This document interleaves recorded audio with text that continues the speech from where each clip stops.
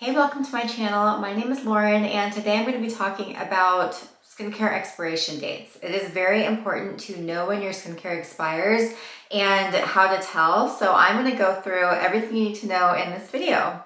The reason you want to get rid of expired products, there's actually a lot of reasons, but they might start to negatively impact your skin. So in this post, I'm going to explain everything you need to know about expired products, how to check the expiration dates, what the shelf life of a product is, what can happen if you don't stop using it after the expiration date, and then share some tricks on how to keep your favorite skincare products as long as possible. The easiest way to find how long a product will keep is to look for the expiration date on the bottle. It's plain and simple, and you would think that every product would have it, but they actually don't. There are certain products that are required by the FDA to have an expiration date on them. This will be like sunscreens, acne treatments, things that contain benzoyl peroxide or salicylic acid. They'll usually have an expiration date. Unfortunately, for most skincare, it's not that simple. And many have a shelf life number on them instead of an actual expiration date. So for most skincare and body products, look on the container or the packaging for this tiny image of a jar. It's gonna say a number on it. So it'll say like 6, 12, 24. That refers to the number of months that you can use the product after you've opened it. And then any product that's packaged as a single use product, like an ampule, needs to be tossed after the first use, even if there's product left over in them. I'm actually not a fan of ampules. Those are those glass containers that you pop the top off. They're usually way more expensive than just buying a regular bottle, and then they have more product in them than you'll use in one sitting, so you're inclined to want to save it for later, and you just shouldn't do that. So no ampules. So if there's no expiration date and then there's no little jar container with the period after opening date, what do? It's rare to find a product that doesn't have one or the other. But if you aren't sure, you can look up the brand's website and then you should find the period after opening for a specific product. You could just Google it. Another great way is to track the products by their batch number. There's a website that I will link below in the caption where you can check a product that isn't labeled, and the website's very primitive, but it does work. You just type in the brand name and then the batch code number, and you can usually tell when the product was manufactured and when it expires. If you happen to have a product that isn't labeled with an expiration date, it's good to know that the item is required by the FDA to stay shelf stable for up to 3 years if it's unopened, and then 1 year if you have opened it.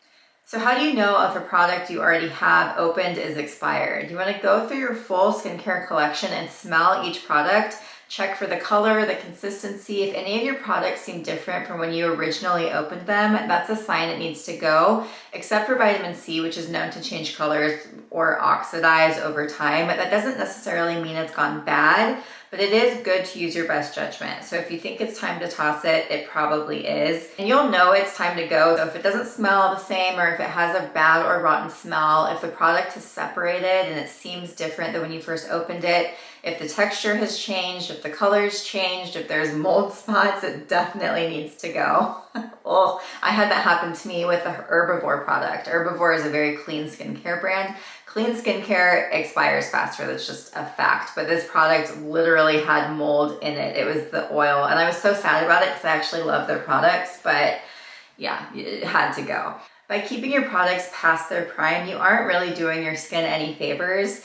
And really, if you've had the product for over a year or more and it's past the expiration date, it probably means you didn't love it. You didn't reach for it that much. And generally, a whole jar of skincare isn't made to last that long if you've been using it consistently. So if you're not using it consistently, then you probably won't feel too heartbroken about tossing it. But if you don't finish your products within its period after opening date, there are a few things that can happen. So first, bacteria can thrive, especially in a humid environment like in the bathroom. So if it's applied to your skin, this bacteria can cause irritation, rashes, breakout. Products also just won't be as effective, and they could actually cause more harm than good. Sometimes active ingredients won't be as active, or sometimes in the case of acids, they can actually become stronger and really irritate your skin. So if you're in doubt, just stick to this timeline. So for cleansers, keep it up to 1 year. Toners, 6 months to 1 year. Acids like BHA or AHAs, I would say 1 year. Facial or body moisturizers and serums, 6 months to a year. Lip balms, 1 year. Sample packets and ampules are one-time use. really. Like, you want to toss them after you open them. So my number one tip, this one is so easy, is I keep a Sharpie in my bathroom. And whenever I open a new product, I write that date on the bottle, and that makes it so easy to track. You also want to wash your hands before you start using your products. This is a must, really, if you're applying anything to your face, especially if you're acne prone, but hopefully you just wash your face and you're now applying your skincare, so you should be good there.